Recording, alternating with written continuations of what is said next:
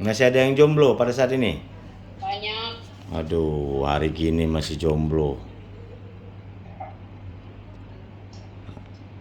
Tapi dengan walaupun belum memiliki keluarga, ketika kita dipercaya oleh pimpinan sebagai jaksa anak, sebagai hakim anak, sebagai penyidik anak, kita tidak lepas bahwa apa yang kita tangani perkara tersebut, ya kita jadikan itu anak kita.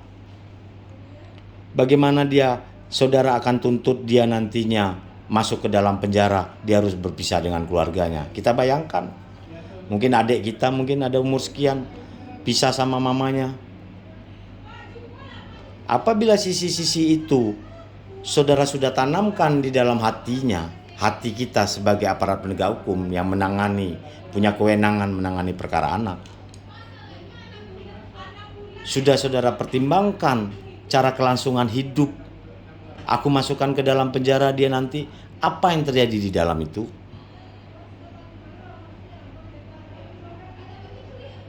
Apakah dia akan menjadi baik dia keluar dari penjara nantinya? Dan saya harapkan para jaksa, khusus para jaksa, baik pegang perkara anak, pegang perkara dewasa, saudara harus pernah melihat ke rutan, ke LP. Jangan hanya pegang berkas dan tidak pernah ke rutan, ke LP. Itu saya minta. Saudara lihat betul kehidupan orang di LP itu. Pernah saudara lakukan itu? Belum pernah. Taunya tahap 2 kirim rutan. Nggak tahu bagaimana overnya di dalam itu. Itu makanya orang dewasa sekarang ada RJ-nya. Itu salah satu mengurangi over capacity yang ada di dalam. Perkara-perkara ringan masuk tahap 2 kirim. Tapi kita nggak tahu apakah bisa tempat tidur mereka di sana, apakah bisa mandi mereka di sana. Itu tanggungan negara. Makan mereka pagi, siang, malam ditanggung oleh negara. Tapi kita tidak tahu apa yang terjadi di dalam itu. Nah, upayakan sekali-sekali datang ke situ, cek, lihat mana tahanan kita. Nasib mereka ada di tangan kalian.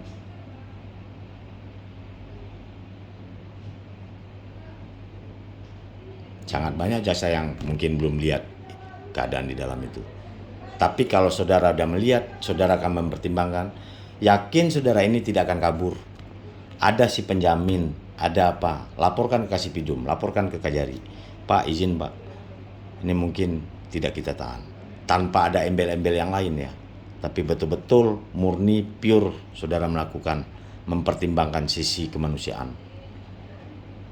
Karena di dalam itu Pak, ini kayak gini, dia sakit gula, dia sakit ini, mati ini di dalam nanti itu Pak.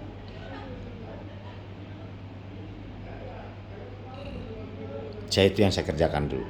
Harus tahu saya bagaimana rutannya Tanjung Pinang itu. Di mana rutannya tempat saya tugas. Di Riau seperti itu. Oh ini pidana korupsi, ini yang terjadi. Kalau perlu kita lihat blok itu.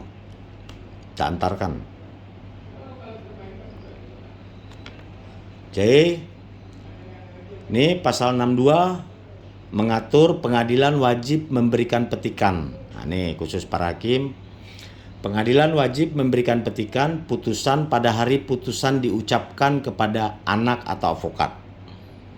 Jadi perkara anak ini setiap tahapan harus didampingi. Setiap tahapan harus didampingi oleh advokat, oleh pengacara. Apabila pengacaranya belum ada tahap 2, jangan diterima dulu tahap 2-nya. Sampai ada pengacara. Walaupun pengacara penunjukan. Begitu juga hakim. Di pengadilan pas buka sidang tidak ada pengacaranya, carikan dulu pengacaranya. Atau memberikan bantuan hukum lainnya pembimbing PK Bapas dan penuntut umum. Pengadilan wajib memberikan salinan putusan paling lama 5 hari. Sejak putusan diucapkan kepada anak atau advokat atau pemberi bantuan hukum.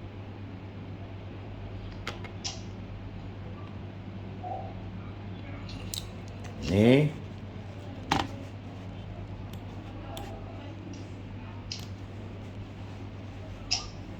proses pelaksanaan putusan hakim. Ini proses yang apa? Hakim menjatuhkan pidana,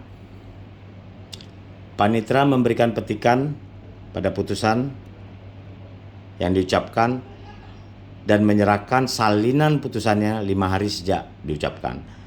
Terus jaksa menyampaikan petikan putusan kepada Kajari sebagai dasar diterbitkannya sprint pelaksanaan P48. Dan dalam waktu 2 hari kerja setelah menerima salinan putusan yang ingkrah, Kajari menerbitkan P48.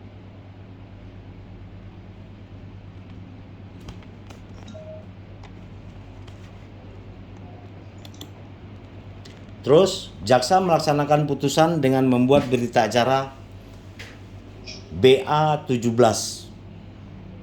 dalam waktu 5 hari kerja setelah menerima P48 dari Kajari. Jadi Kajari perintahkan laksanakan putusan hakim, jaksa langsung membuat BA17-nya. Terus jaksa mengirimkan tembusan berita acara pelaksanaan setelah dieksekusi oleh jaksa kepada kepala lembaga LP anak bahwa dia telah dieksekusi. Dan anak pidana kepada putusan perkara pada tingkat pertama register oleh hakim pengawasan atau pengamat. Kita masuk lagi, Bapak-bapak, Ibu-ibu, ke pidana pokok. Apa saja tadi pidana pokok? Pidana pokok yang pertama ada pidana peringatan. Ini yang saya sampaikan, apa saja tanda pidana peringatan nanti kita jelasin. Terus ada pidana dengan syarat. Pidana dengan syarat, jaksa melakukan pidana tuntutannya pidana syarat, hakim memutusnya, ada 3 syarat. Pembinaan di luar lembaga, selanjutnya pelayanan masyarakat, selanjutnya pengawasan. Itu berada di bawah pidana pokok yang pidana dengan bersyarat. Selanjutnya ada pidana pelatihan kerja. Selanjutnya ada pidana pokok pembinaan di dalam lembaga. Nah, apa saja nanti nih yang di dalam lembaga. Selanjutnya barulah ada pidana penjara. Ketika saudara menyidangkan perkara anak, jaksa penuntut umum harus mengetahui apa saja pidana pokoknya. Kalau tidak tahu, apa yang mau dituntut? Kalau kita tidak paham pidana pokok terhadap anak di dalam undang-undang SPPA, bagaimana kita menuntut orang? Begitu juga hakim. Oh, pidana pokok pelayanan masyarakat katanya. Itu berada di pidana syarat. Subnya baru ada pelayanan masyarakat. Jatuhkan dulu pidana syarat, baru ada subnya. Oh, cocoknya dia pelayanan masyarakat. Di panti jompo nih si anak. Atau di kantor lurah nih dia bekerja. Oke. Pasal 70.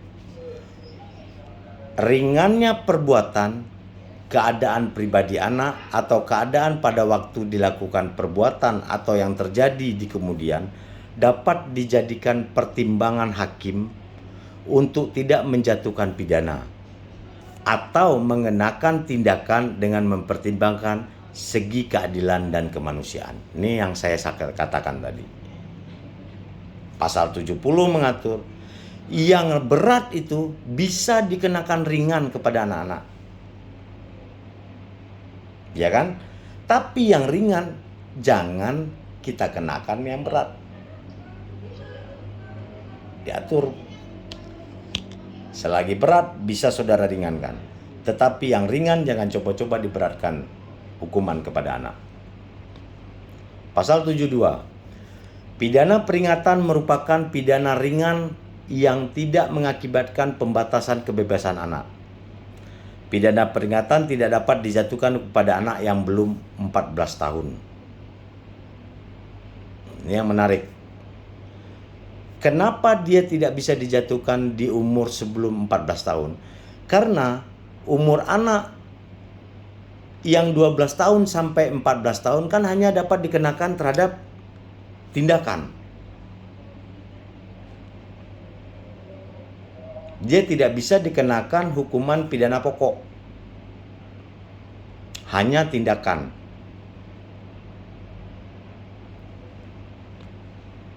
Apa itu pidana peringatan? Nih, saudara baca. Hakim mengucapkan putusan pidana peringatan dalam persidangan dan dituangkan dalam putusan. Pidana peringatan dapat berupa teguran, nasihat, wejangan, himbauan, atau anjuran. Di sini menarik, Bapak-bapak, Ibu-ibu. Ketika pelaku anak tidak memenuhi syarat diversi, orang tuanya karena tidak paham berpikir, waduh Pak, berarti anak saya tidak bisa didiversi atau telah pernah mengulangi pidana atau ancamannya di atas 7 tahun. Dia harus kumulatif. Salah satu syarat terpenuhi tidak bisa didiversi. Dia berpikir, waduh, berarti di BAP Pak, anak saya, diperiksa sih, masuk penjara anak saya. Logikanya masyarakat awam karena tidak pahamnya undang-undang SPPA, ketika anaknya masuk ke dalam proses peradilan, yang saya ceritakan pembelajaran kemarin di gambaran umum, mereka sudah terbentuk bahwa anak saya akan masuk penjara. Ini nggak bisa nih penyelesaian perkara anak saya didiversi masuk ke dalam proses. Ternyata di hukuman pokok saja ada hukuman ini. Pidana peringatan dapat berupa teguran, nasihat, wejangan, himbauan, atau anjuran. Dek, jangan melakukan lagi ya pencurian ya. Catat nama panitera. Itu putusan hakim itu. Kamu baik-baik sekolah ya. Catat lagi kamu baik-baik sekolah. Kamu jangan melakukan pencurian lagi ya. Kamu harus masuk ke pesantren ya. Belajar ya agama ya, supaya jangan melakukan pencurian ya nak ya. Dicatatlah. Catatan itu menjadi putusan hakim. Bagaimana jaksa melakukan eksekusinya? Jaksa lakukan eksekusi, panggil orang tuanya. Bu, kata hakim kemarin, anak ini baik-baik sekolahnya. Jangan melakukan pencurian lagi. Masukkan kalau bisa ke pesantren Bu, biar agamanya kuat. Dah, anak ibu saya kembalikan ya. Ibu binalah anak ibu baik-baik. Itu eksekusinya. Udah, jaksa udah melakukan eksekutor, melakukan tugasnya. Ringan nggak tuh? Sangat ringan. Karena masyarakat tidak paham ada putusan yang seperti itu. Merasa dengan masuk ke dalam sistem peradilan anaknya masuk penjara. Kita rubah mindset aparat penegak hukum dengan adanya undang-undang ini. Jangan berpikir untuk perkara anak masukkan ke penjara lagi, nggak ada itu. Ini yang saya katakan tadi. Apa yang dilakukan oleh jaksa dalam eksekutornya? Dalam hal putusan hakim peringatan telah memperoleh kekuatan hukum tetap, putusan dilakukan jaksa dengan cara membacakan peringatan dari putusan pengadilan kepada anak yang didampingi oleh pembimbing kemasyarakatan, advokat, atau pemberi bantuan hukum lainnya dengan orang lain. Selanjutnya, dilaksanakan berdasarkan ketentuan pelaksanaan putusan yang diatur oleh SPPA. Hanya gitu jaksa melakukan eksekutornya. Bacakan lagi apa putusan hakim yang diucapkan oleh hakim tadi. Cepat, clear, gak perlu berlarut-larut. Siapa yang melakukan pengawasan dalam putusan peringatan?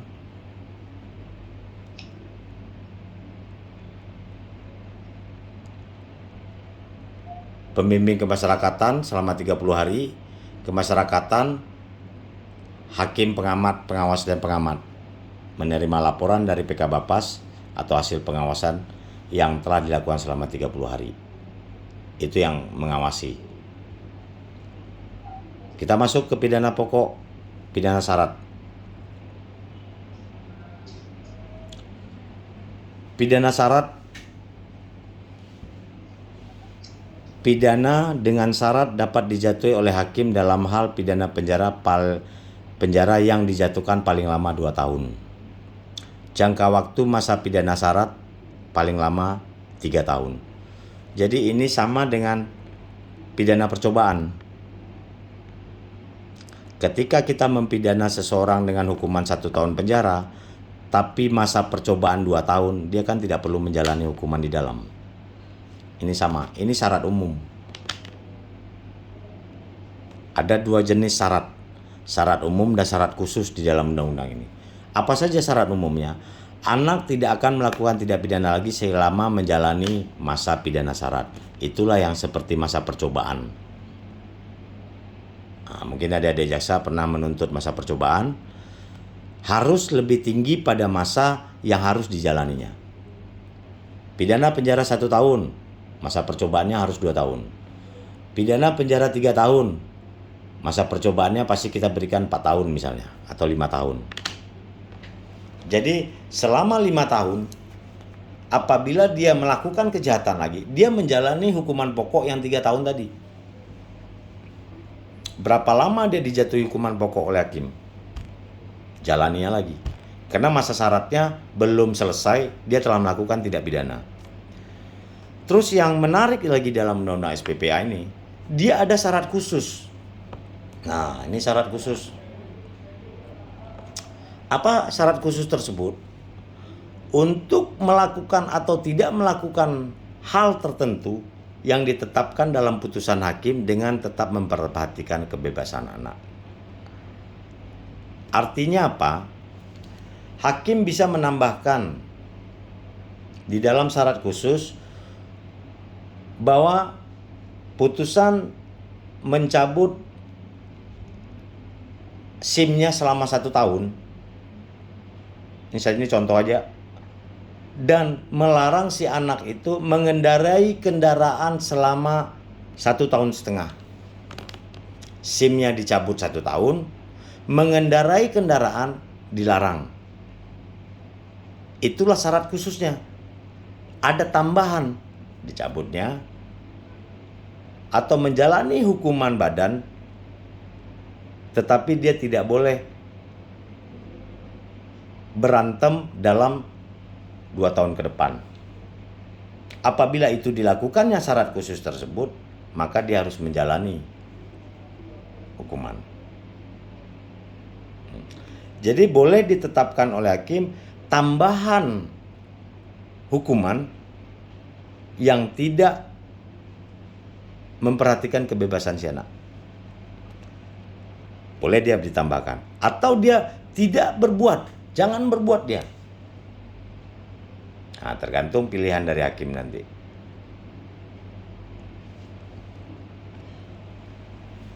Nah, pidana dengan syarat ada 3 macam, Mbak.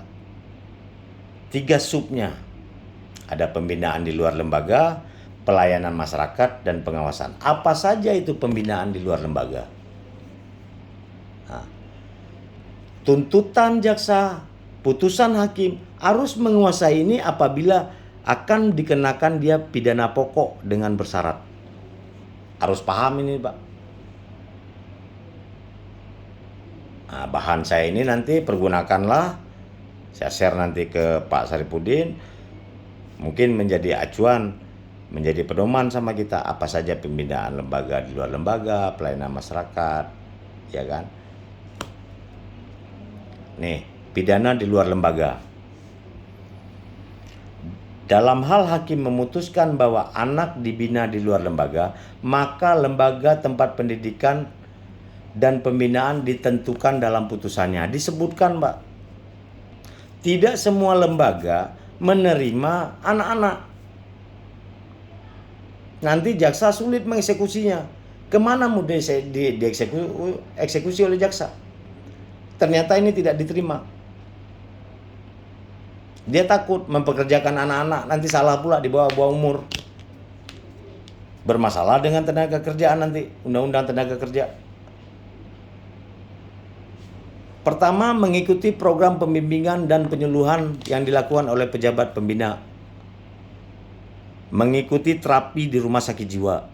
Nih, kalau putusan hakim melihat anak ini perlu jiwanya yang kena, masukkan ke rumah sakit jiwa dia. Di luar lembaga kan, Pak.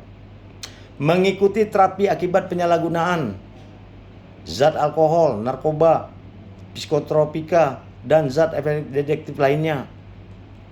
Nih, masukkan dia. Kasus narkoba, terapi kan dia. Apabila si anak melanggar syarat khusus ini, maka dapat diperpanjang 2 kali masa pembinaan yang belum dilaksanakan, 2 kali lipat dia lagi. Kabur dia misalnya di tempat terapi ini atau di rumah sakit jiwa, tangkap lagi, masukkan 2 kali dia, dilakukan pembinaan.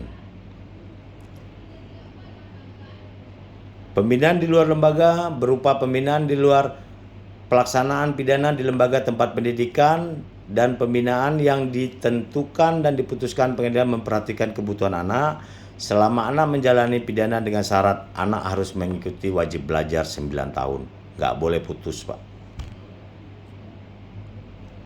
Nggak boleh pendidikannya. Jaksa melaksanakan putusan hakim dan menyerahkan anak kepada lembaga ditunjuk dalam putusan hakim dilakukan dengan membuat BA 17. Itu berita acara. Jaksa melakukan pengawasan terhadap pelaksanaan pidana syarat. Jaksa melaksanakan putusan dengan menempatkan anak dalam lembaga yang ditunjuk oleh pemerintah yang dilaksanakan sesuai dengan ketentuan peraturan perundang-undangan. Dalam hal hakim menjatuhkan pidana berupa pembinaan di luar lembaga untuk mengikuti terapi di rumah sakit jiwa, jaksa melaksanakan putusan dengan berkoordinasi dengan pejabat pembina pada rumah sakit jiwa yang tercantum dalam amar putusan. Jadi jelas, Pak, rumah sakit jiwanya mana. Karena menyangkut nanti beban biaya, tanggungan. Kalau bukan dari instansi rumah sakit jiwa pemerintah, siapa yang akan membayar? Nggak mungkin duit jaksa selaku eksekutor. Makanya terhadap setiap putusan harus dicari dulu formasinya, baik tuntutan jaksa dengan hakim misalnya, bukan berkoordinasi dengan apa, tetapi yang positifnya majelis, saya sudah tanya rumah sakit yang ditanggung oleh pemerintah, rumah sakit ini namanya. Karena di tempat tugas kita ini banyak rumah sakit swasta.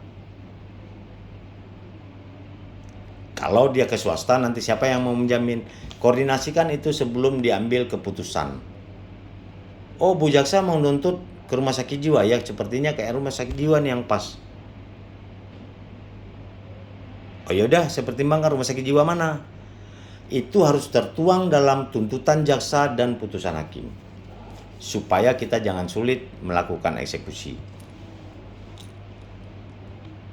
Koordinasi lah, itu yang saya katakan. Kunci bukan kita intervensi dalam satu putusan, tetapi koordinasi yang baik untuk mendapatkan putusan yang lebih baik.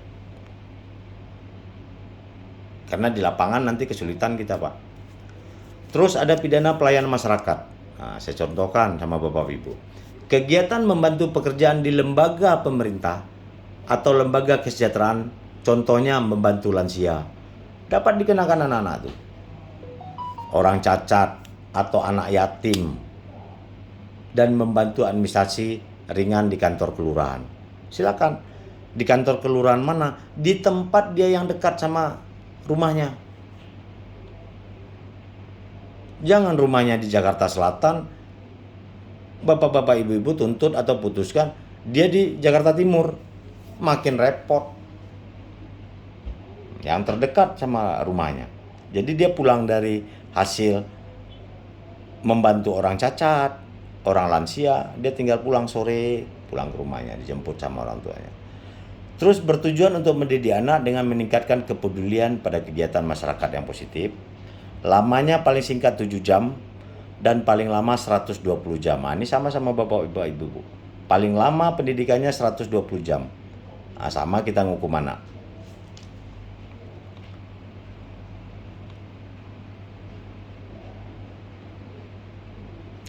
Masuk kita pidana pelatihan kerja. Dilaksanakan pelatihan kerja yang sesuai dengan usia anak. Nah, pertimbangkan Di pelatihan kerja mana yang menerima si anak? Paskan dulu. Terus lembaga yang dimaksud Balai Latihan Kerja, Lembaga Pendidikan Advokasi, dilaksanakan oleh kementerian yang penyelenggaraan urusan pemerintah bidang kinerja pendidikan atau sosial. Masa pelatihan kerja paling singkat 3 bulan dan paling lama 1 tahun. Panjang nih Pak. Pidana pembinaan dalam lembaga. Apa pula ini? Dilakukan di tempat pelatihan kerja atau lembaga pembinaan yang diselenggarakan baik oleh pemerintah maupun swasta. Syaratnya telah berusia 14 tahun. Perbuatan pidana tidak membahayakan masyarakat. Nah, ini syaratnya. Apabila membahayakan masyarakat, dia pasti terancam jiwanya si anak. Ada yang dendam nanti masyarakat terhadapnya. Masa pembinaan dalam lembaga minimum 3 bulan dan maksimum 24 bulan. Mendapatkan pembebasan bersyarat apabila diberlakukan baik telah menjalani setengah lamanya pembinaan dan lembaga tidak kurang dari 3 bulan. Masuk kita lagi Pak. Inilah pidana yang terberat bagi si anak.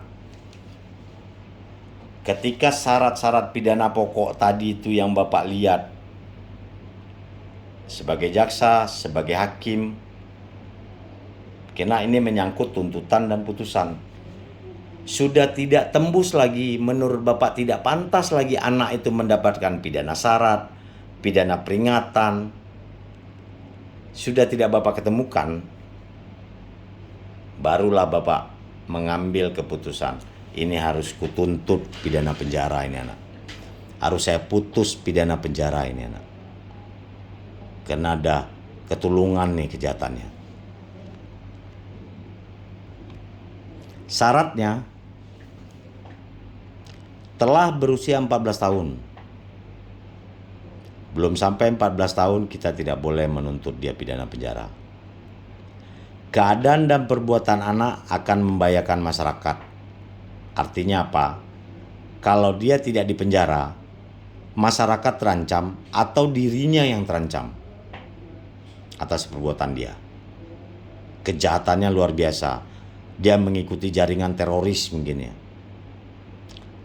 Dia melakukan terjadi jaringan narkoba yang begitu internasional yang membahayakan generasi muda berikutnya.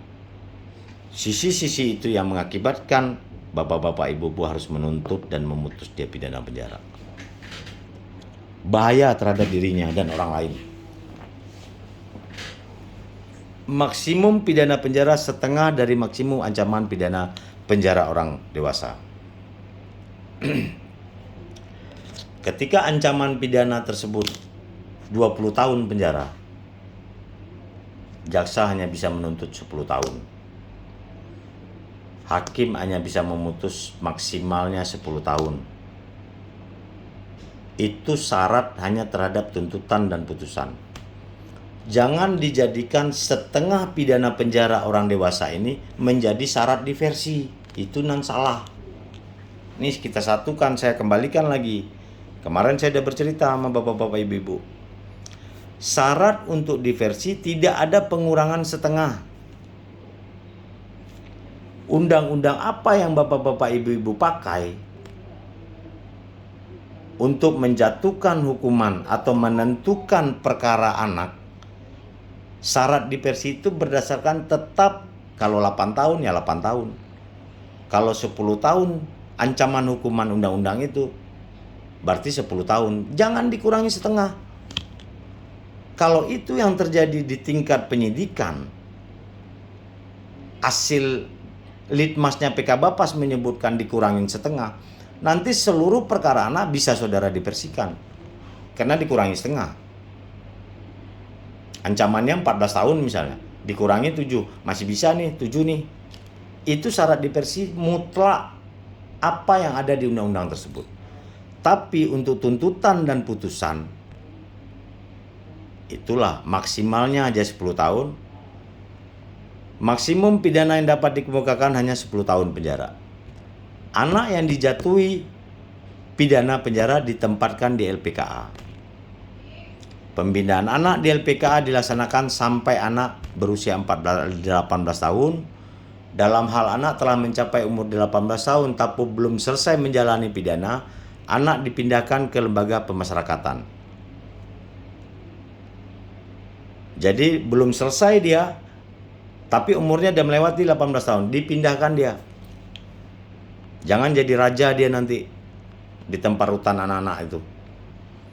Dalam hal tidak terdapat lembaga pemasyarakatan pemuda, anak dapat dipindahkan ke lembaga pemasyarakatan dewasa berdasarkan rekomendasi dari PK Bapas. Pemindahan anak harus memperhatikan ketersediaan blok khusus pidana pada lembaga pemasyarakatan dewasa. Jadi sekarang sistemnya Pak, mengantisipasi tidak ada LPKA anak.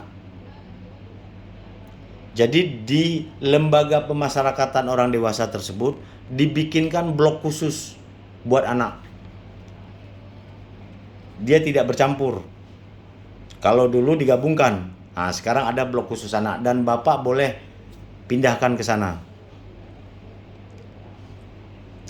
Dalam hal tidak terdapat blok khusus pemuda pada lembaga pemasyarakatan anak, anak tetap ditempatkan di LPKA sampai berumur 21 tahun. Kalau di provinsi tempat bapak tugas, ketika anak mau dipindahkan ke lembaga orang dewasa, ternyata di situ tidak ada blok khusus terhadap anak, jangan dipindahkan dia. Sampai umur 21 tahun dia tetap di LPKA, di lembaga khusus anak. Daripada dia dicampurkan dengan orang dewasa, biar dia bergabung sama anak-anak. Anak yang telah menjalani 1/2 dari lembaga LPKA diberlakukan mendapat hak pembebasan sesuai dengan ketentuan undang-undang. Nih, pidana tambahan. Harus melekat pada pidana pokok dan tidak dapat dijatuhkan secara tersendiri. Artinya apa? Pidana tambahan tidak boleh ditambahkan apabila tidak ada pidana pokoknya.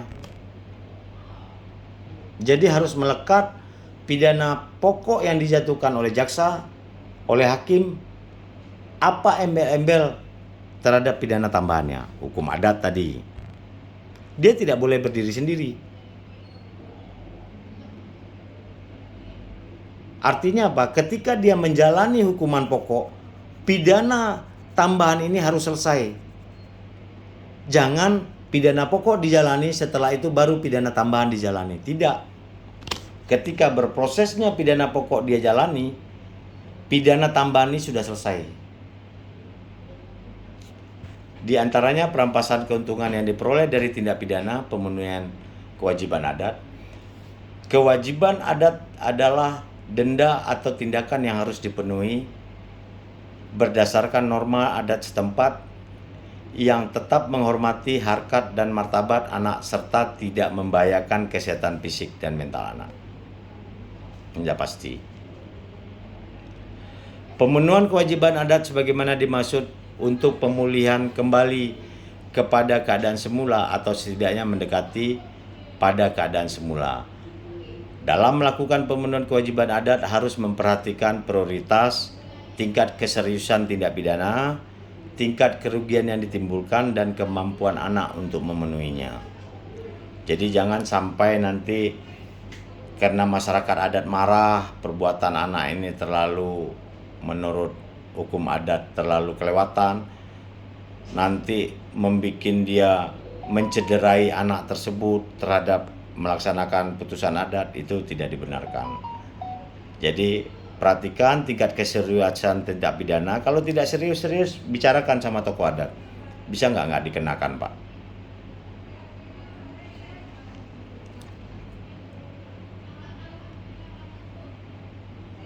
Nah, pelaksanaan sebagaimana dimaksud, jaksa dengan menyerahkan anak kepada tokoh adat.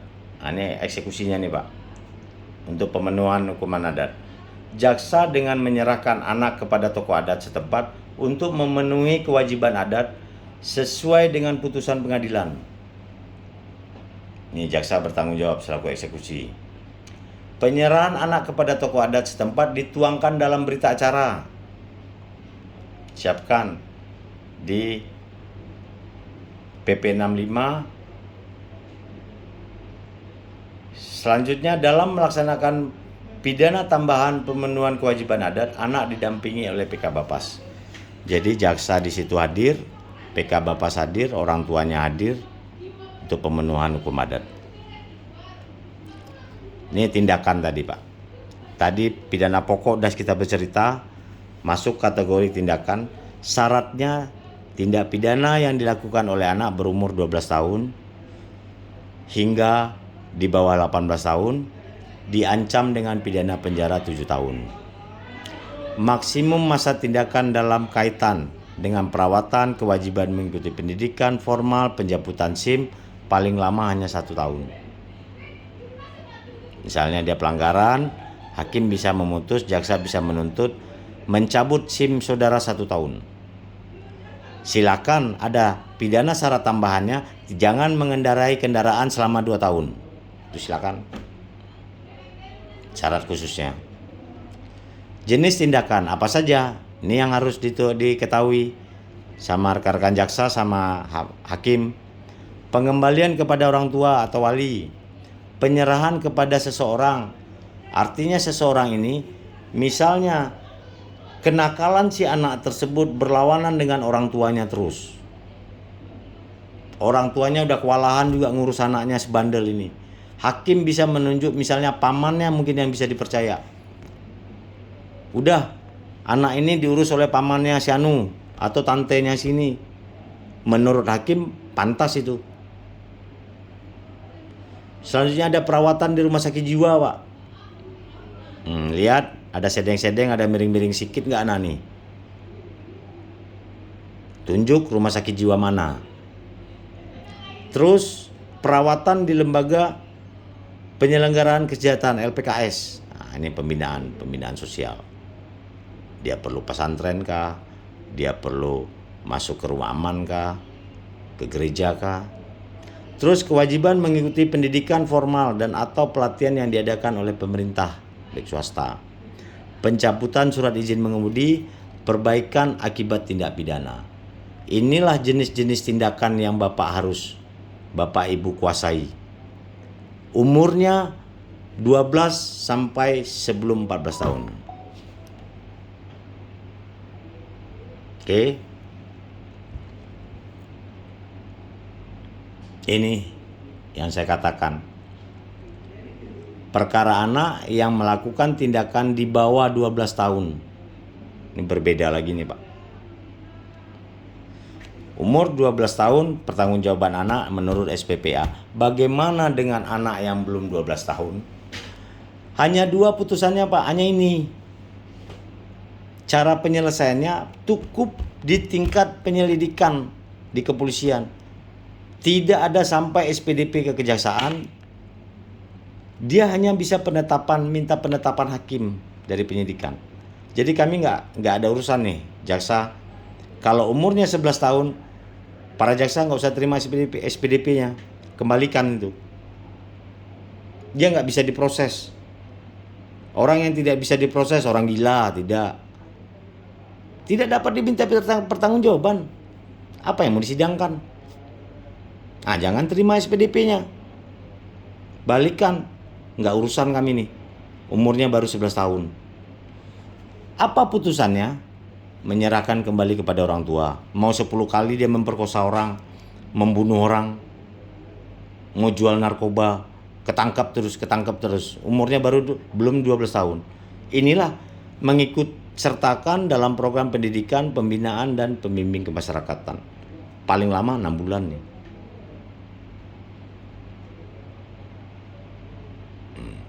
Itu farmasi penyelesaian di bawah 12 tahun. Karena si anak belum dapat dimintai pertanggungjawaban. Belum tahu dia yang baik dan buruk. Oke, Bapak-bapak, Ibu-ibu, penangkapan, penahanan adalah upaya terakhir dalam waktu yang paling singkat terhadap anak yang berhadapan dengan hukum. Sekali lagi saya minta robah mindset kita yang dulu tahan, sekarang dengan adanya Undang-Undang SPPA nomor 11 tahun 2012, yang tahan tadi itu adalah upaya paling terakhir.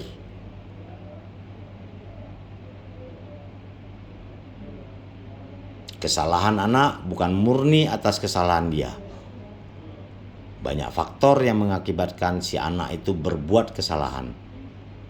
Ada sisi orang tuanya, ada sisi keluarganya, ada sisi lingkungan tempat dia tinggal, ada sisi lingkungan tempat dia sekolah. Banyak faktor yang dicontoh di luar sana. Jadi kesalahan si anak bukan murni atas kesalahan dia. Bagaimana kita menjembatani ketika dia bermasalah. Kita carikan formasi yang baik untuk kelangsungan hidup dia ke depan. Dia adalah generasi penerus, generasi bangsa yang tinggal dibumbui. Mau pakai bumbu apa kita membesarkan dia? Kalau bumbu jelek ya jelek lah akhirnya. Tapi kalau bumbu itu bumbu yang baik, di lingkungan keluarganya baik, di lingkungan tempat dia tinggal baik, sedikit banyaknya pasti akan mengarah ke yang lebih baik. Tapi kalau dibiarkan dia si anak mencari jati dirinya yang tidak baik, faktor yang tidak baik tadi yang dari luar dibawanya ke rumah. Terbenturlah dia dengan proses pidana. Gampang berantem, gampang ringan tangan mencuri barang orang lain. Tergantung dari asal muasalnya dari lingkungan keluarga kan, Pak. Baik, itu sedikit banyaknya dengan yang singkat ini di bulan puasa ini saya menggambarkan. Mungkin sebelum saya tutup kita sharing, ada yang mau dipertanyakan, silakan. Izin bertanya, Pak. Iya, dengan siapa? Dengan Ulan, Pak, dari Bapas Banda Aceh. Bapas Banda Aceh. Saya menanyakan terkait pelatihan kerja sebagai pengganti denda, Pak. Ya. Nah, jadi kan kalau yang pidana penjara itu ada beberapa putusan pada anak di mana ada denda yang digantikan dengan pelatihan kerja kan, Pak? Nah, apabila seperti yang Bapak katakan tadi pada pidana pelatihan kerja itu harus ditentukan lembaganya dan harus sudah dipastikan bisa menerima anak, Pak. Ya, betul. Namun pernah kita mengalami kejadian itu, putusan hakim itu pelatihan kerja itu dilakukan di BLK. Namun ketika dia mau PB kan latihan kerja ini harus dilakukan terlebih dahulu, Pak. Nah, LPKA mengkoordinasikan ke Bapas. Nah, ketika Bapas koordinasi ke BLK, ternyata mereka tidak menerima latihan kerja anak ABH satu persatu. Mereka menerima itu sekali satu kelas gitu, Pak. Jadi kalau satu digabung dengan anak lain, mereka tidak mau. Sedangkan LPKA sendiri kalau latihan kerja anak harus dikeluarkan dari LPKA, Pak. Nah, akhirnya kan kami kebingungan karena dalam putusan sudah tertera BLK, tapi BLK-nya kalau hanya satu tidak mau, sedangkan waktu itu tidak ada juga kumulatif yang lainnya. Waktu itu terpaksa kita melakukan kerjasama, BLK memberikan pelatihan kerja di dalam LPKA, Pak, jatuhnya. Jadi semua anak mau dia dapat pelatihan kerja nggak pelatihan kerja diberikan di situ karena BLK tidak menerima di tempat mereka.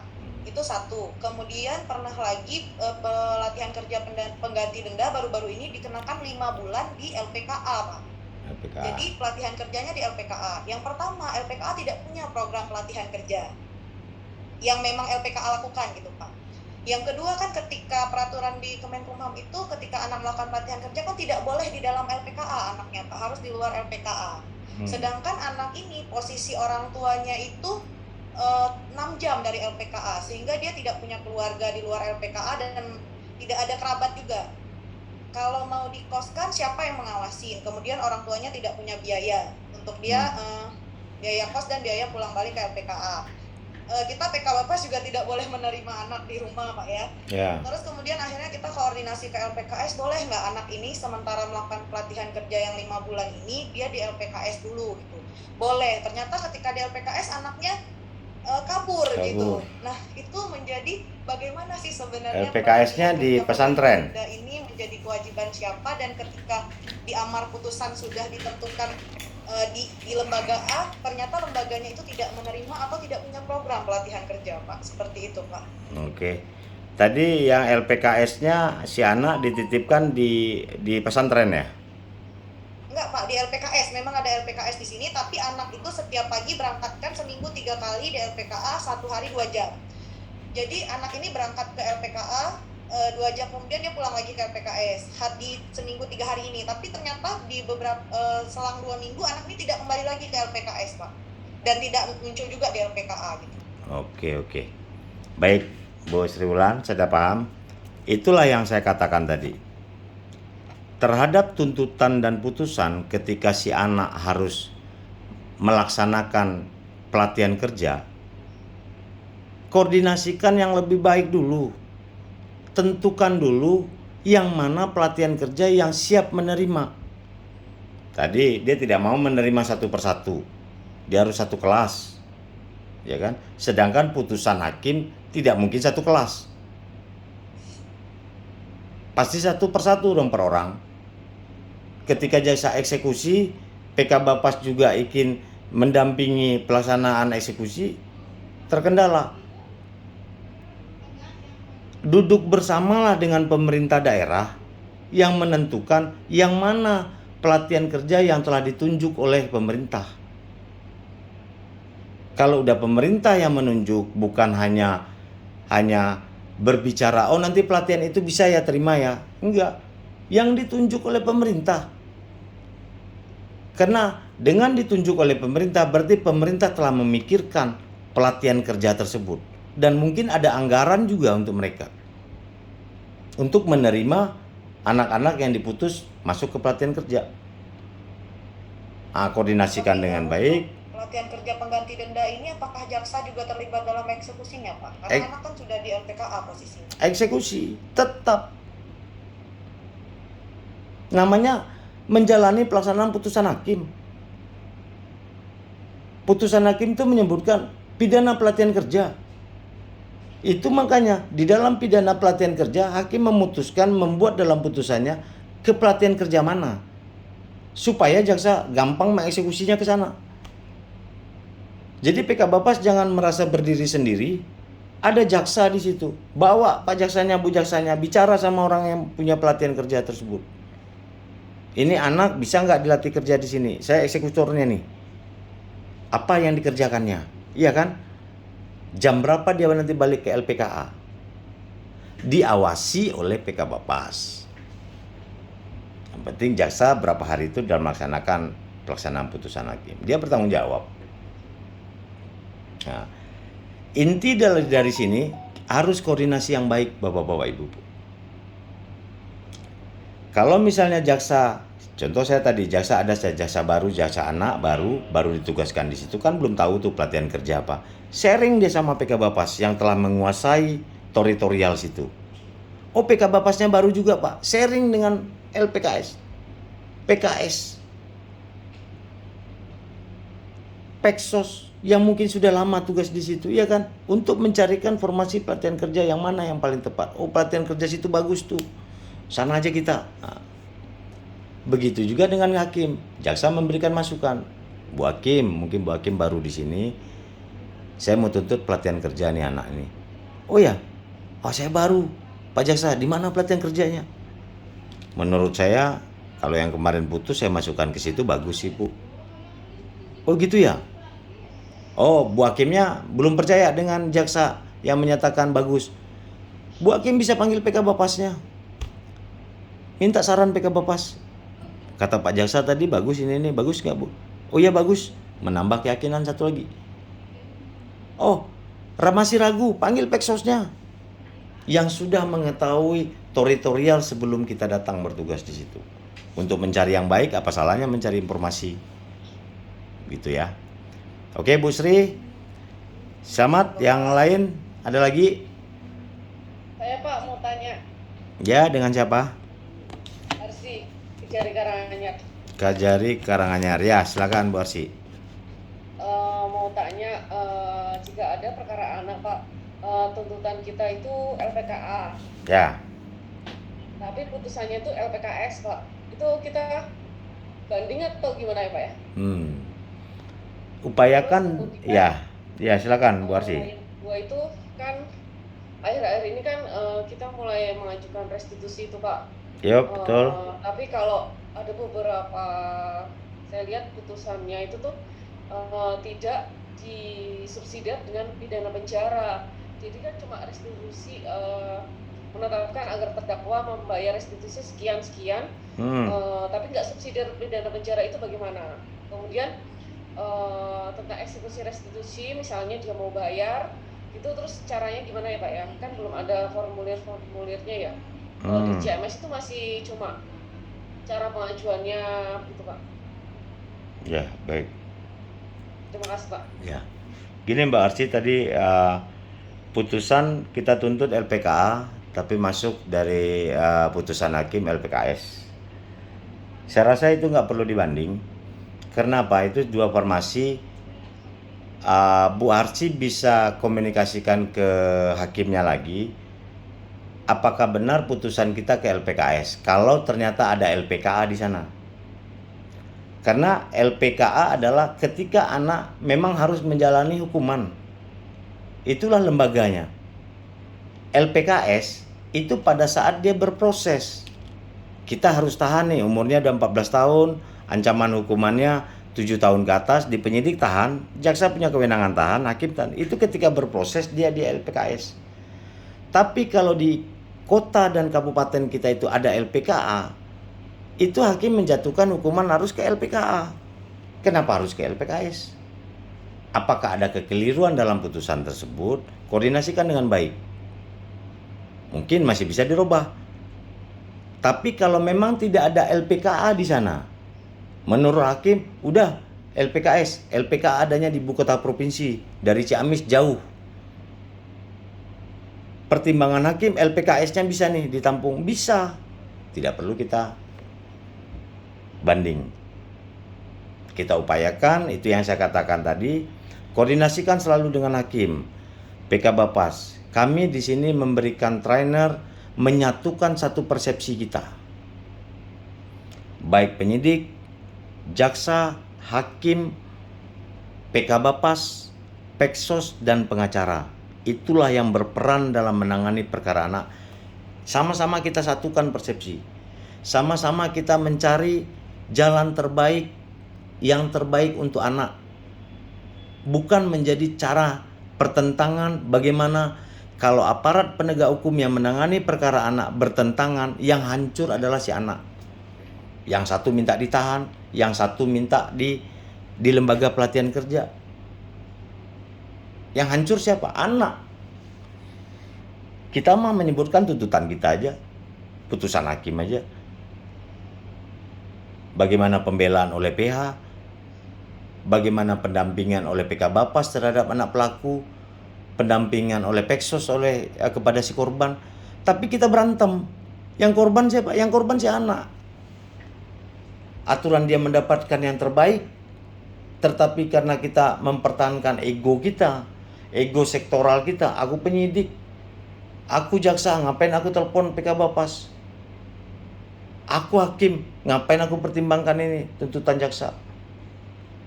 Kalau masih memegang ego sektoral seperti itu, waduh.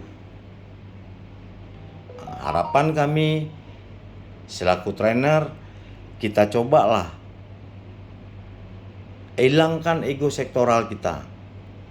Kita jadikan antara aparat penegak hukum yang menangani perkara ini adalah partner untuk mencarikan solusi yang terbaik. Nah, itu yang saya harapkan. Kemarin saya berpikir, misalnya di Karanganyar ada jaksanya, ada penyidiknya, ada hakimnya, ada PK Bapasnya. Satu persepsi ini. Oh, ini loh yang diinginkan oleh trainer. Ada solusi. Bukan ada pertentangan. Simpan handphone para PK Bapas, para jaksa, para hakim di tempat kita. Ketika kita perkara anak masuk, kita main komunikasi aja. Bu, itu ada SPDP loh Bu, ini. Ada perkara anak. Oh ya, gimana ceritanya Pak penyidik? Begini. sudah ada kopi morning kalau kita nggak puasa. Kumpul kita tim itu. Apa kendala-kendala?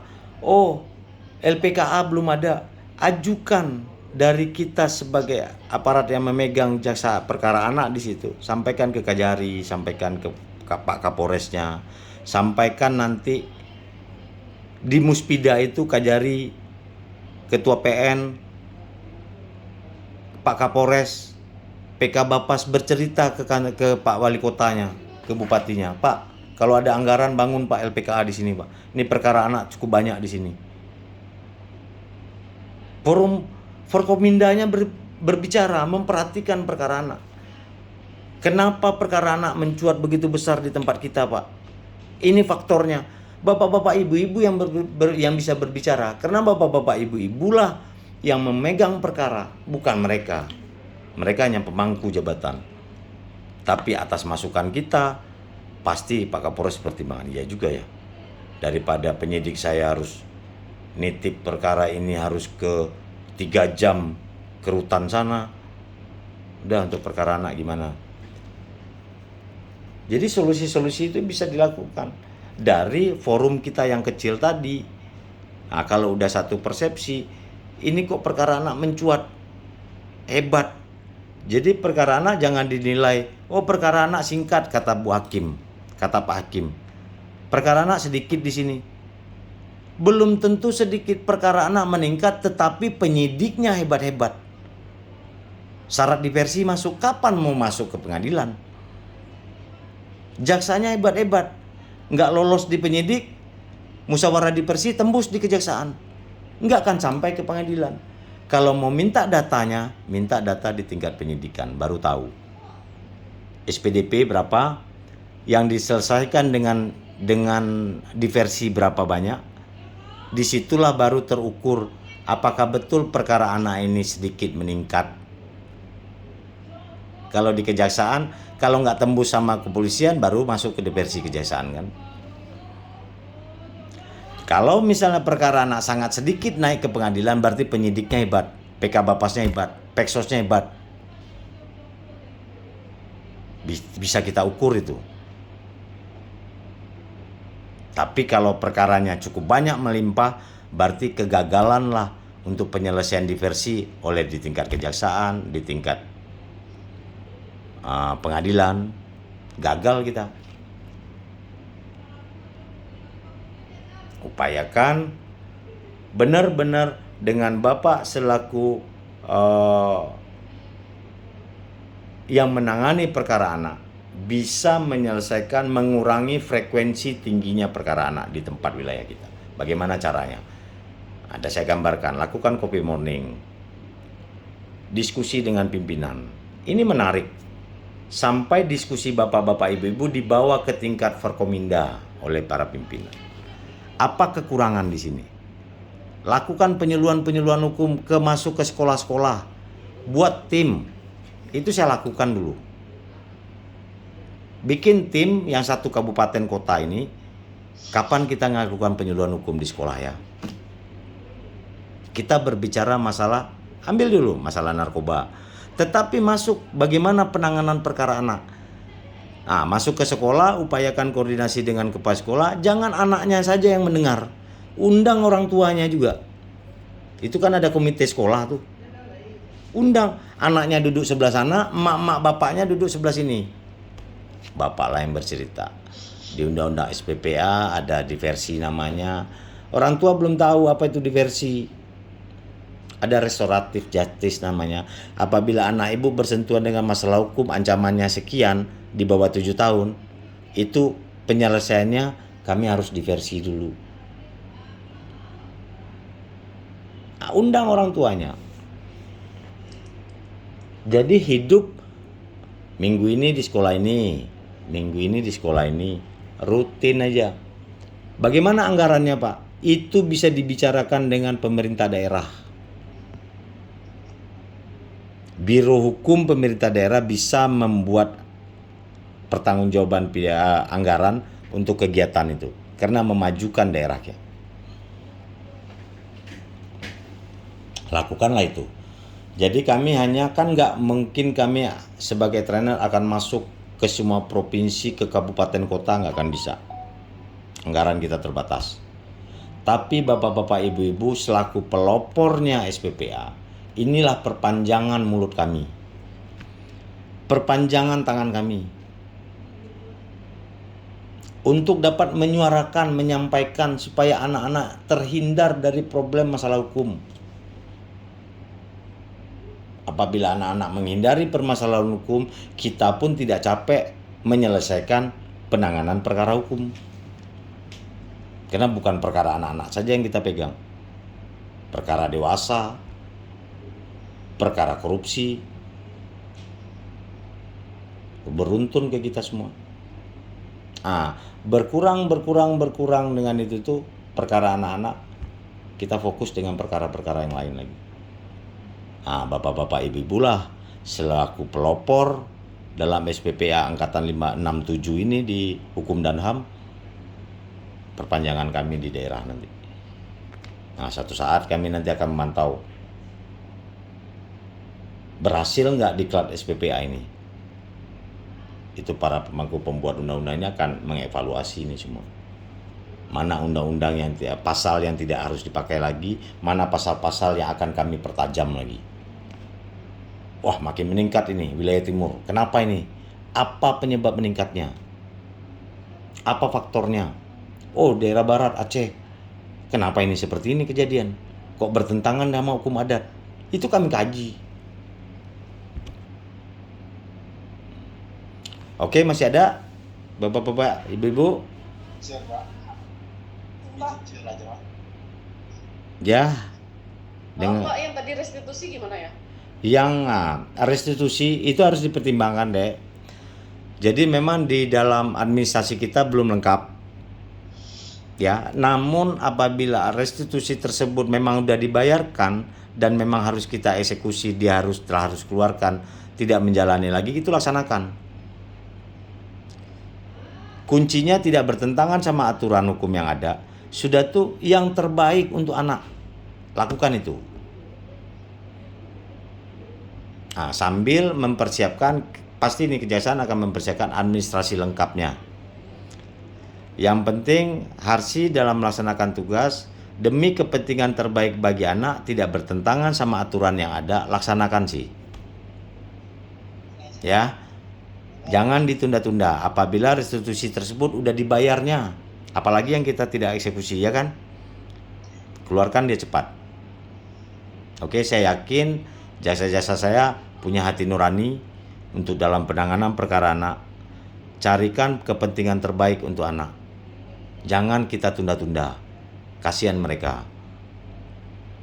Kuncinya tadi saya katakan, kesalahan anak bukan faktor murni kesalahan dia. Banyak faktornya. Oke, Harsi ya. Ya, Bapak. Terima kasih. Oke. Siapa lagi? Bu Fariza tadi saya lihat. Iya Pak. Izin Pak ya. Ya. Itu kan yang ingin saya diskusikan.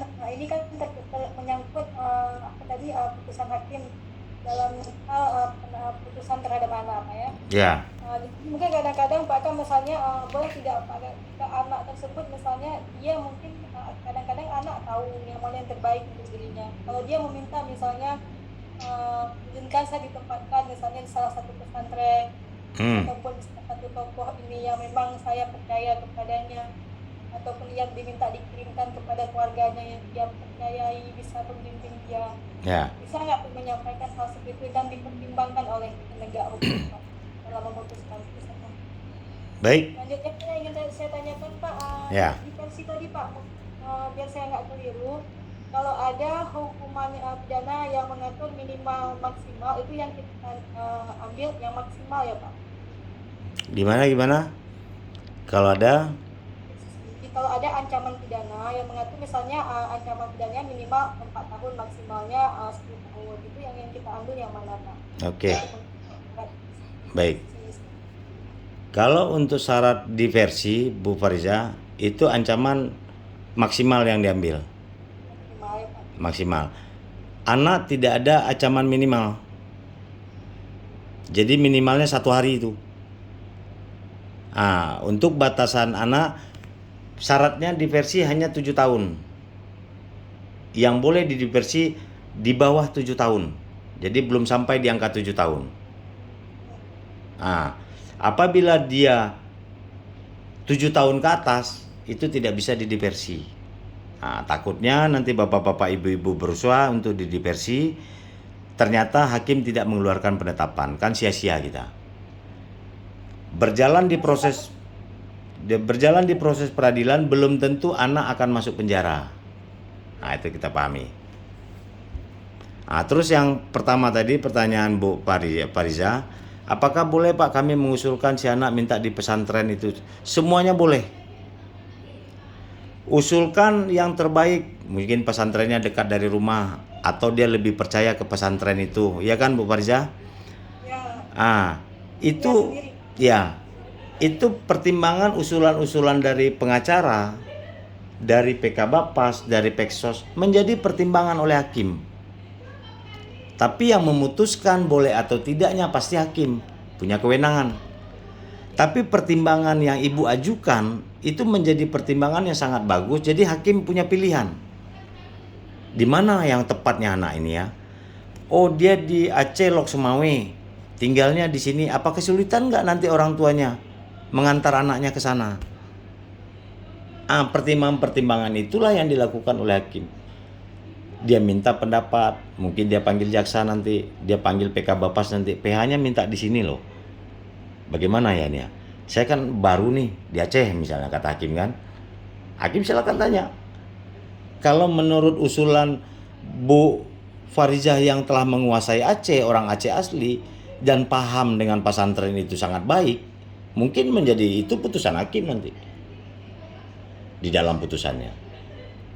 Nah, silakan ajukan Bu. Yang penting kita sepakat demi kepentingan terbaik untuk anak, ya kan? Kita tidak ada kepentingan apa-apa di dalam itu. Kita tangani perkara itu demi kepentingan terbaik bagi dia. Nggak apa-apa, nggak ada masalah, Bu Farizah. Baik, Pak. Terima kasih, Pak. Oke. Depan kita lebih baik lagi, Pak. Amin, amin. Masih ada? Tadi ada suara bapak-bapak, saya lihat, silakan. Dengan siapa Pak? Saya Pak Keliatus Pak, mohon izin share aja Pak. Pak, menurut pengaman kami Pak yang tahapan ini sudah kami lampaui Pak. Jadi tahapan-tahapan seperti ini sudah pernah kami lampaui Pak. Meskipun masih Pak, ada kekurangan sana sini, tapi Pak, pada sore hari ini kami mendapat pencerahan dari Pak An Pak ya. Ya. Betapa pentingnya SPPA ini berlaku untuk di wilayah kami Pak. Jadi memang masalah anak memang masalah yang rumit Pak. Kadang-kadang juga harus melibatkan hati nurani kita juga dan seni kita bagaimana untuk menyelesaikan. Saya teringat Pak ada slogan yang dulu yang pernah saya baca Pak, yang berbunyi bahwa penjara bukan tempat yang baik. Saya rasa sore hari ini kita buatkan lagi Pak, dimantapkan lagi untuk aktif di bidang anak. Iya. Baik, terima kasih Pak Gus memberikan masukan gambaran bagi kami yang muda-muda ini Pak Gus. Saya berpikir untuk penanganan perkara anak harus memang mempunyai hati nurani kita Pak. Hati yang penuh sayang terhadap anak itu.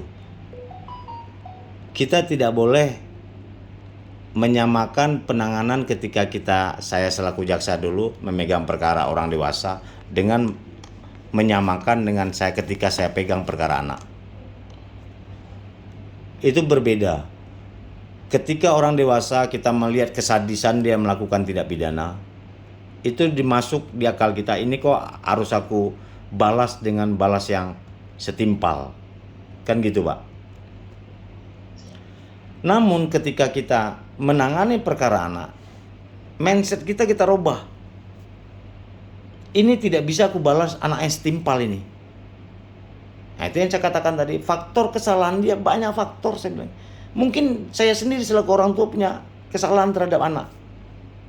Kita kembalikan ke jati diri kita kan Pak. Wah, kenapa anak ini jadi brutal begini ya? Sekarang kan kita lihat tawuran nih Pak. Wah berani-berani Pak, bawa golok, bawa apa kan. Faktornya banyak, karena kontrol orang tua kurang. Masa anak jam 11 malam nggak pulang nggak dicari? Ternyata dia ngapain di luar?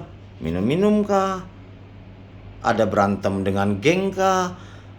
Aku orang hebat, aku bawa ini dari rumahku, bangga. Tapi seorang orang tua nggak sadar nih, enak tidur di rumah, anaknya jam 11, jam 12 belum pulang nggak dicari.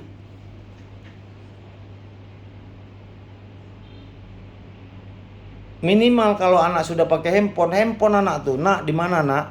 Pulang nak. Sekali dua kali orang tua nggak nanya katanya. Santai aja lah. Berikutnya lanjut Pak. Apakah kita dalam menangani perkara anak yang bapak-bapak ibu-ibu yang ikut diklat dari hukum dan HAM ini, ada polisinya, ada jaksanya, ada hakimnya, ada peksosnya, ada PK Bapasnya, ada pengacaranya yang terlibat kita di dalam ini, akan memberikan pembalasan yang setimpal pula atas bukan kesalahan dia murni. Itulah yang saya pertimbangkan, saya inginkan bapak-bapak ibu-ibu kita betul-betul memberikan tuntutan, memberikan putusan, menyelesaikan perkara anak ini, betul-betul memiliki bagaimana anak ini berubah dan menjadi baik ke depannya. Saya yakin dalam diklat ini kita udah berubah mindset kita. Ego sektoral kita lepaskan, duduk bersama, carikan solusi. PK Bapak silakan kontak jaksa, jangan malu-malu. Telepon jaksanya, telepon hakimnya, bukan mengintervensi, tetapi mencarikan solusi farmasi yang terbaik untuk anak. Kalau itu kita udah duduk bisa bersama, lakukan coffee morning biasa itu. Minta jasa traktir. Bu jasa traktir dong kami coffee morning saat ini. Oh di mana? Nanti minta Pak Hakim, Bu Hakim, coffee morning di sini gantian. Apakah kalau untuk membicarakan itu tidak apa di luar Pak. Tapi kalau mendiversi itu wajib hukumnya di kantor. Di kantor kepolisian dia ada hanya tiga tuh Pak ya. Di kepolisian, di kejaksaan, di pengadilan. Itu tempat diversi. Tapi kalau koordinasi membicarakan masalah anak, silakan coffee morning di KP mana Bapak. Yang penting ada yang traktir. Ya, ada rezeki jaksanya, ada rezeki penyidiknya. Cair suasana itu Pak. Jadi ketika musyawarah diversi dilakukan, tidak kaku lagi. Kita udah tahu planningnya, kalau gagal si korban terlalu minta tinggi, ini kita mainkan, ini kita. Jadi kita nggak di bolanya Pak. Kita yang ngatur pengendalian musyawarah diversi itu. Mudah-mudahan itu bisa diwujudkan. Oke Pak Eli, terima kasih Pak Eli Agus. Ya, mungkin ada lagi? Izin Pak. Ya. Dari? Ya Pak, dari Samson Pak, Peradi. Peradi mana Bu Samson? Di Palu Pak. Palu, oh, bagaimana Palu? Panas Pak. Panas ya. Wakil wali kotanya siapa lagi Palu? Pak Nida. Oh wakilnya Bapak. Kalau dulu Pasa. Ya. Wah, Pak Sigit ya, nyanyi terus lah ya. Sekarang sudah ibu dokter sampai saya lupa Bu. Oh ibu-ibu ya wakilnya sekarang Pak ya? Ya. Wah mantap. Oke silakan Bu Samsan. Ya Pak. Dari Ini, Palu. Pak, mau tanya, apakah diatur terkait upaya hukum banding Pak untuk perkara anak? Karena kami ada pengalaman kemarin, sempat dampingi anak umur 16 tahun Pak, narkoba. Jadi dia dituntut 112 yang 6 tahun Pak. Ya. Tapi oleh hakim anak dia memvonisnya tindakan Pak pembinaan LPKS 5 bulan. Tapi kemudian kami dengar kabar dari pihak keluarga pelaku anak bahwa jaksanya banding Pak. Ya, jasanya banding. Ya. Ya. Itu kami tidak mengerti Pak. Baik. Apakah memang diatur khusus untuk upaya hukum perkara anak atau ada aturan khusus Pak yang mengatur atau bagaimana Pak?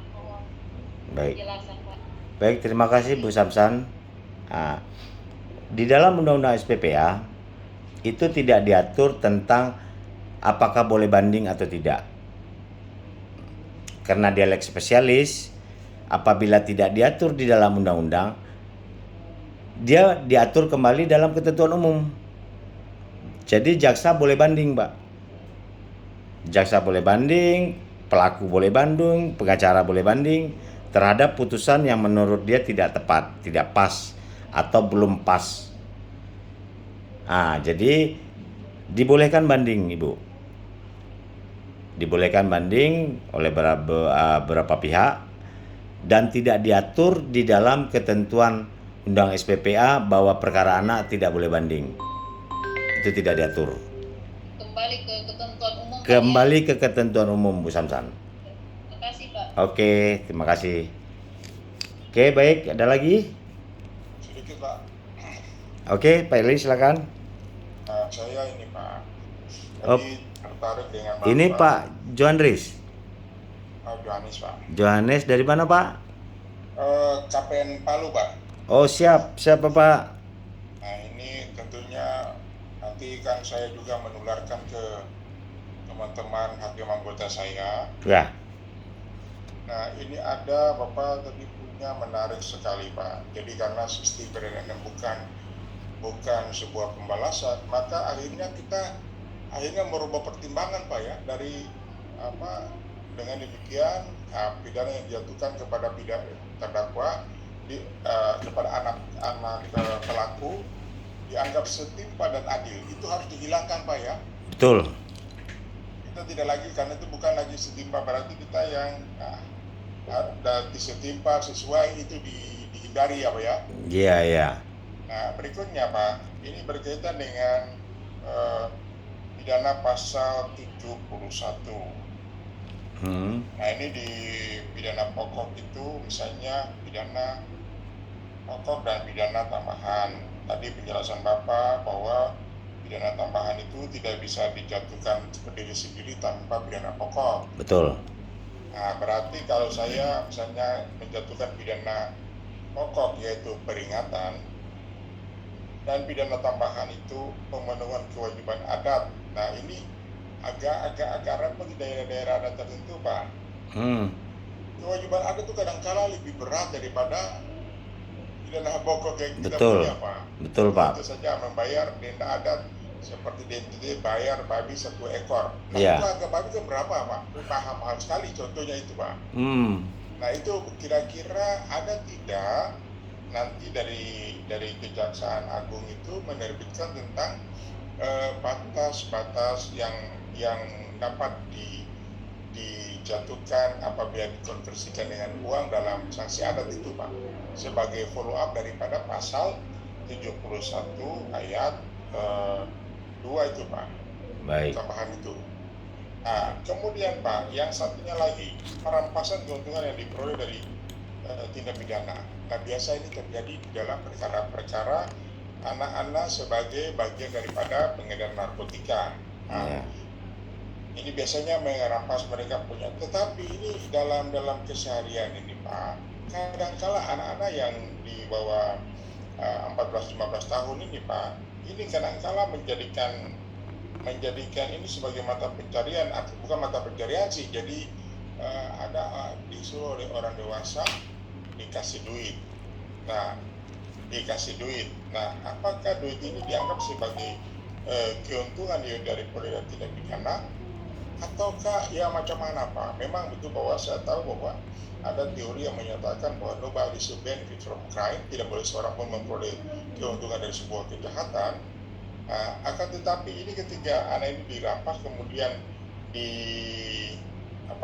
diberikan pembinaan dalam lembaga begitu Pak. Ini apa dampak psikologi sepanjang, artinya Bapak yang lebih concern di bidang ini, sepanjang pengalaman Bapak secara empirikal, apakah sudah pernah ada kondisi-kondisi ini terjadi dan mempengaruhi jiwa anak ketika pasal 71 ayat 2A itu diterapkan?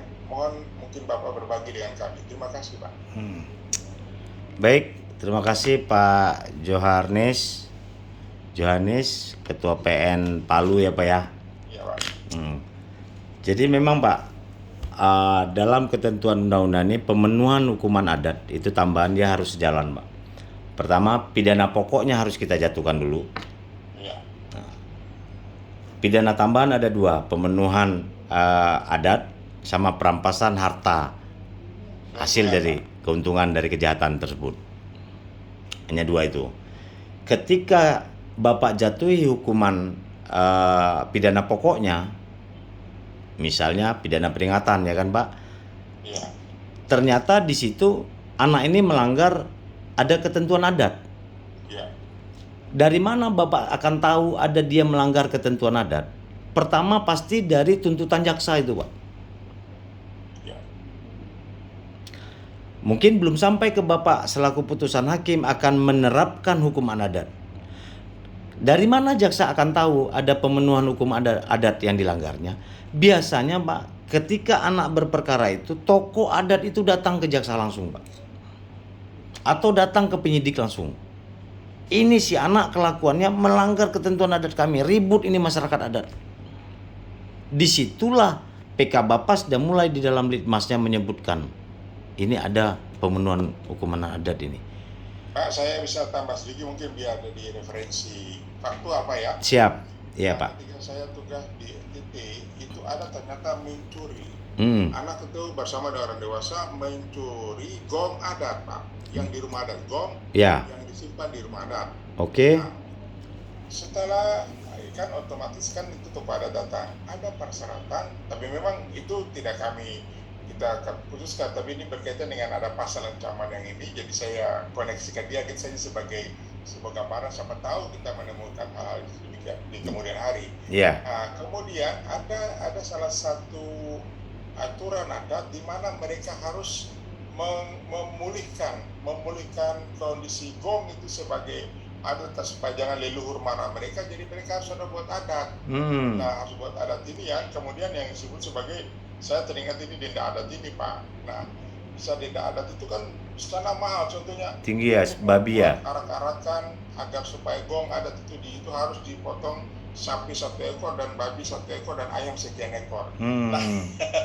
Besar biayanya Pak ya. Repot Pak, ini jadi kira-kira, makanya saya tanya gini, kira-kira dari Kejagung nanti menerbitkan Iya, batas aturan. ambang toleransi yang bagaimana untuk denda adat itu Pak. Iya. Makasih Pak. Baik Pak Johannes.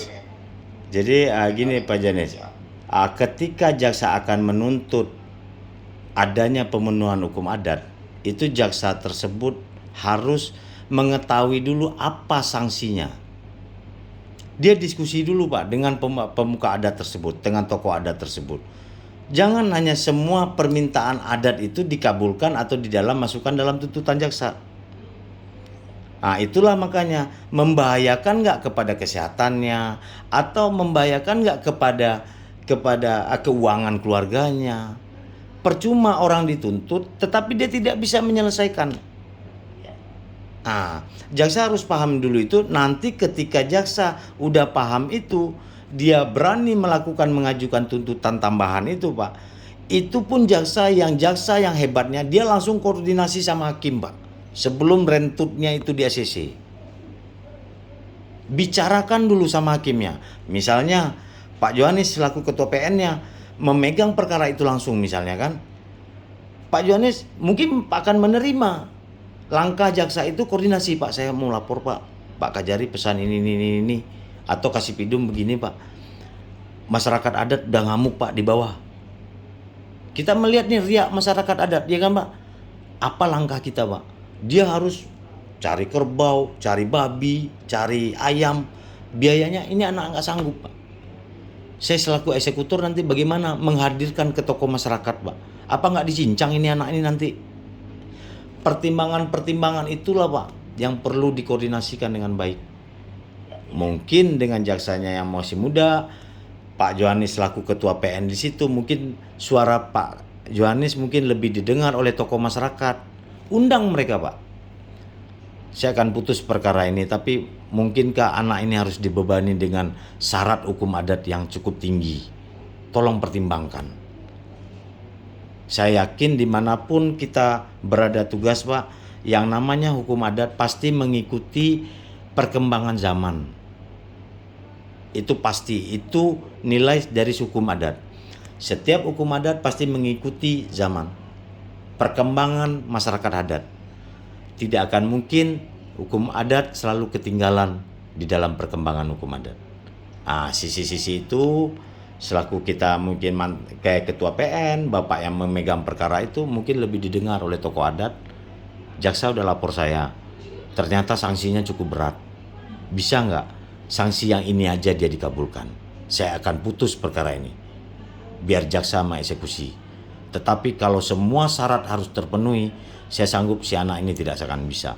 Akan bertentangan nggak Pak putusan kita dengan hukum adat? Pasti itu Pak. Kalau semua syarat itu tuh harus dilaksanakan oleh anak yang tidak mampu apa-apa keluarganya.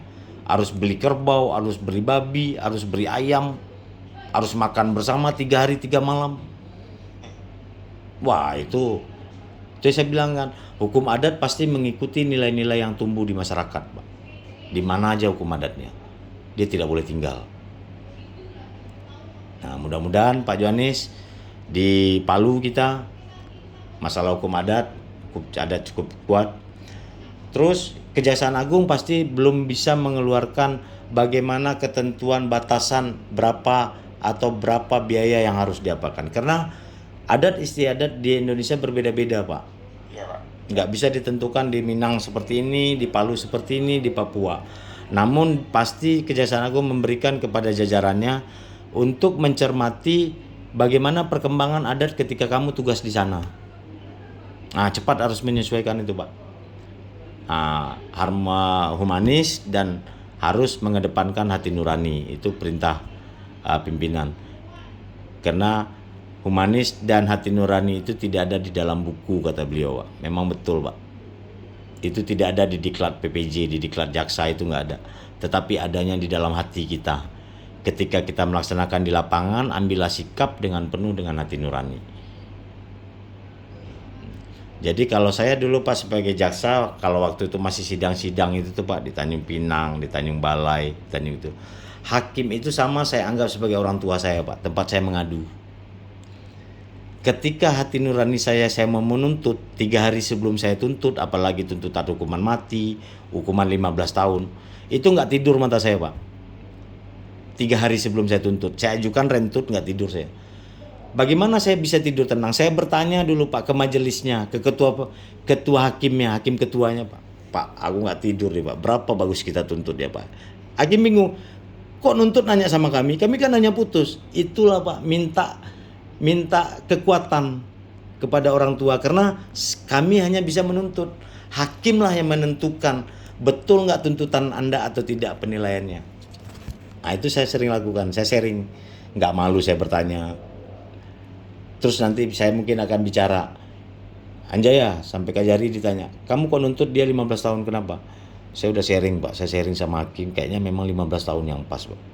Jadi telepati kita pun udah sama-sama sejalan. Yakinlah hakim Kajari langsung meneken, setuju rentut 15 tahun. Enak kan Pak dalam kerja kita seperti itu? Keraguan-raguan kita diyakinkan oleh si pemutus perkara. Mungkin hakim menilai ini harus bebas Pak Anjaya. Saya harus balik lagi ke kantor. Pak kayaknya bebas nih Pak. Karena menurut hakim sisi yang dilihat ini Pak. Menjadi pertimbangan. Nggak menutup kemungkinan Kajari juga kopi morning sama ketua PN. Atau duduk kopi di mana. Pak masa bebas juga. Pertimbangan ini. Bukan intervensi atau dia, tetapi mencari formasi yang paling bagus. Iya enggak Pak Janis? Betul sekali Pak. Mudah-mudahan jasa-jasa yang baru-baru yang masih muda-muda itu juga dilakukan. Jadikan itu orang tua kita.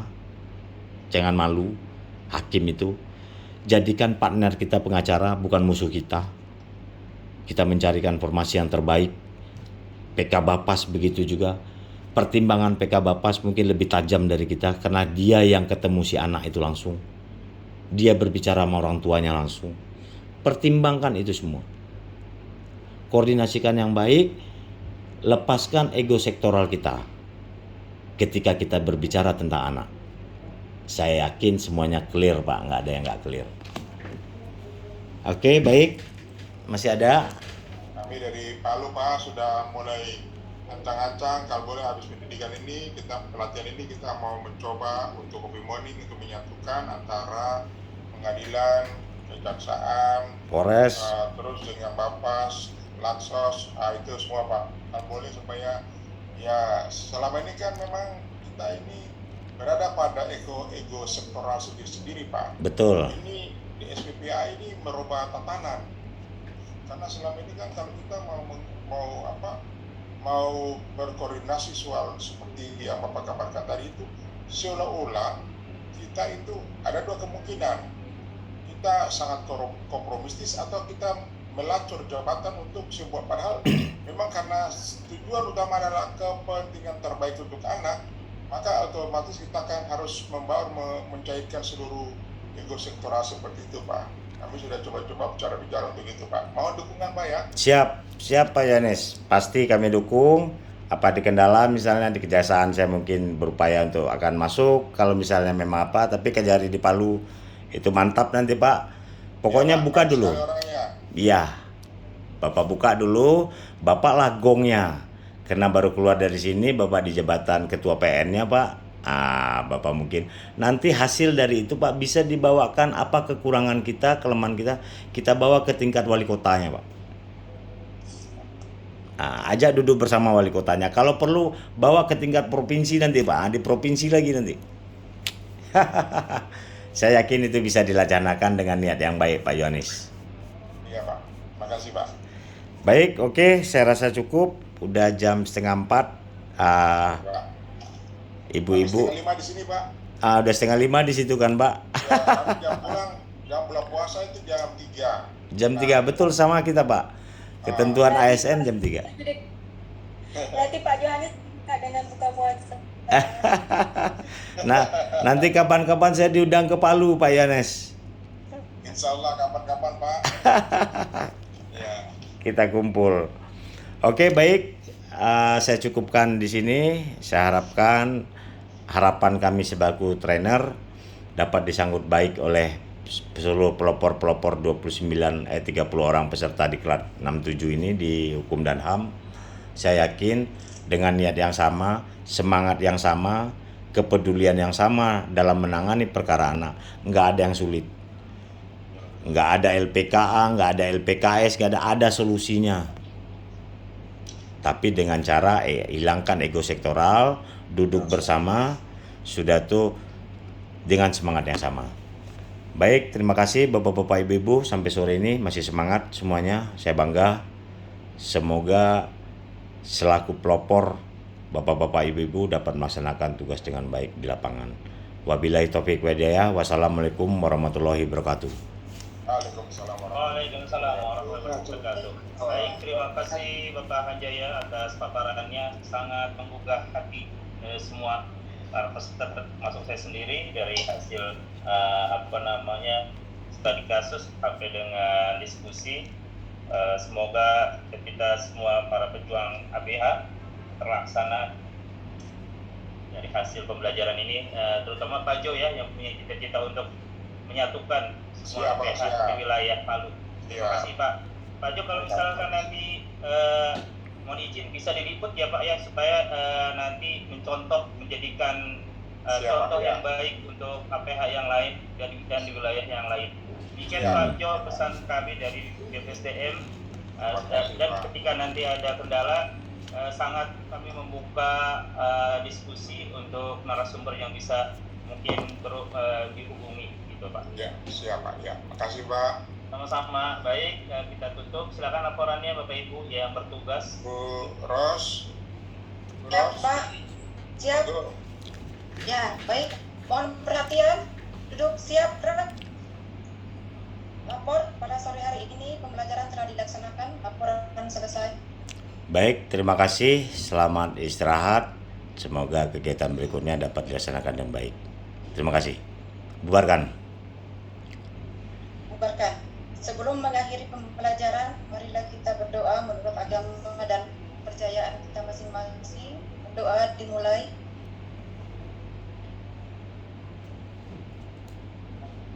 selesai. Istirahat di tempat, gerak. Ya. Terima Terima kasih. kasih. Ya, Pak.